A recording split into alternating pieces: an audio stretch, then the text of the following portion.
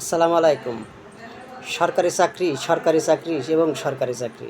মেয়ে বিয়ে দিতে গেলে লাগে সরকারি চাকরি, ছেলে বিয়ে দিতে লাগে সরকারি চাকরি, সবারই প্রত্যাশা। আমার মেয়েটা বিয়ে দেবো, জামাই সরকারি চাকরিজীবী হবে। কত প্রত্যাশা যে সরকারি চাকরি করে না, তার কাছে সরকারি চাকরি অনেক ব্যাপার স্যাপার। তো আমি আপনাদের একটু ভেঙে দিই সরকারি চাকরি কী। সরকারি চাকরি, বর্তমান যুগে সরকারি চাকরি করা ওর থেকে কামলা খেটে খাওয়া অনেক ভালো। এই কথাটা কেন বললাম মাইন্ড করবেন না অনেকে। আমরা যারা সরকারি চাকরিজীবীতে আছি তারা আমরা এটা ফিল করি। এই কথাটা কেন বললাম অন্যভাবে নেবেন না। এই কথাটা বলার কারণ আছে।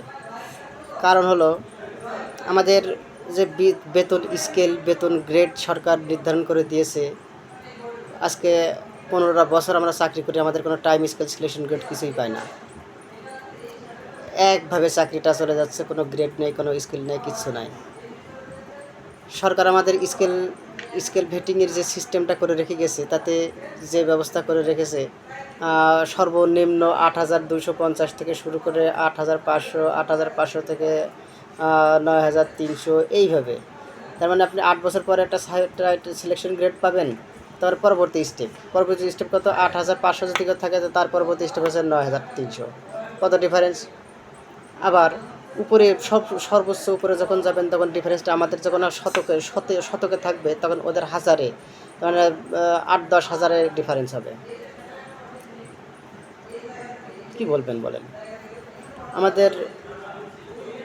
আমাদের যখন সরকার লাঞ্চ ভাতা দেয়, কত দেয় জানেন? আমাদের সরকার লাঞ্চ ভাতা দিচ্ছে হলো মাসে 300 টাকা। দিন কত পড়ে? 10 টাকা। এখন কোন দোকানদার, আমার মামা আছে, কোন দোকানদার আমার খালো আছে, 10 টাকার বিনিময়ে আমাকে একটা চা দেবে, একটা সিঙ্গাড়া দেবে? কীভাবে সম্ভব রে ভাই? যেখানে একজন ব্যাংক কর্মচারী দিনে লাঞ্চ ভাতা পায় 400 টাকা। সে একদিনে 400 টাকা দিয়ে, একদিনে কেন, 400 টাকা দিয়ে 2-3 দিন খাওয়া যাবে। আর আমরা 10 টাকায় কী খাবো?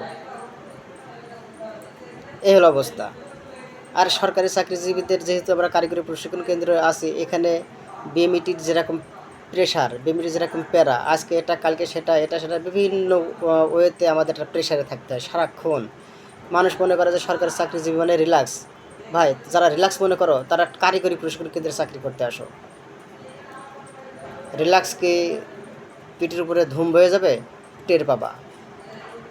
আমাদের যে বেতন গ্রেড স্কেল, তাতে যে বেতন আমরা পাই, সে বেতন আমাদের 15 দিনও চলে না। একজন ব্যক্তি সরকারি চাকরিজীবী পাই তাহলে সমস্ত বাংলাদেশে তো চাকরি করতে হয়।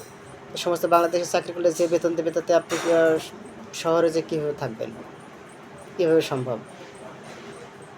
অসম্ভব। ধন্যবাদ।